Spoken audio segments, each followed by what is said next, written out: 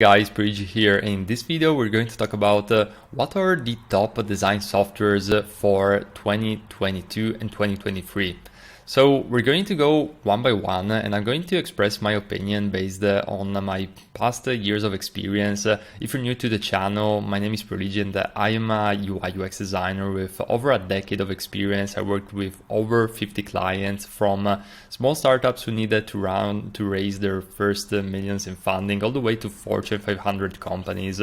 So I have quite a bit of experience, and I just want to share my high level opinions on this. Now, granted, this is a area of design where there's a lot of things moving constantly, so you always need to be on the cutting edge. But let's start with the very first software, which is Figma. And Figma, in my personal opinion, from what I noticed, is becoming pretty much the industry standard at the moment. It's just so widely used, and the request for Figma designers is heavily increasing in the past years. Now, in the past, what I used to use for the most part, and what really made the break in the design industry in the positive sense was Sketch. And because prior to that, usually you would use Photoshop to create web designs, UI UX designs, and whatnot. And Sketch really made a huge impact in the design industry, and that's the software that I was using for many years after Photoshop. And recently I find myself using Figma pretty much all the time, even in the company that I'm working at full time at Barrow.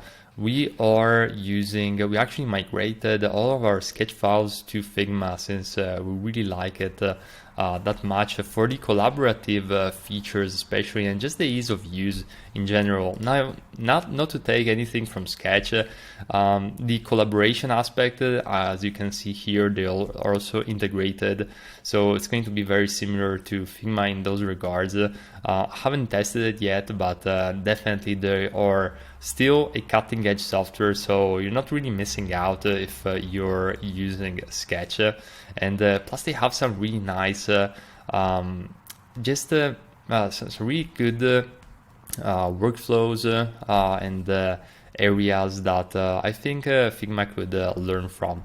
Now, just before we continue, I want to remind you that I recently also launched a course, or actually a collection of all of my courses. So that's more of a dozen courses that I created over the years, with a one simple subscription, which costs pretty much just very little money, because I want to give away most of my courses and make them accessible to everybody. So that's something which I recently did, so have a look in the link in the description if you're interested in either becoming a designer from scratch, or if you want to level up your design career and bring it to the next level. Now, that being said, let's move on to the very next one, which is Adobe Xd. And Adobe Xd, I feel similar to Sketch, really solid software, and overall you can do pretty much anything with Adobe Xd, and I think it really makes sense for those teams where they use heavily other Adobe softwares, such as Photoshop, Illustrator, InDesign, even the Adobe Creative Cloud in general.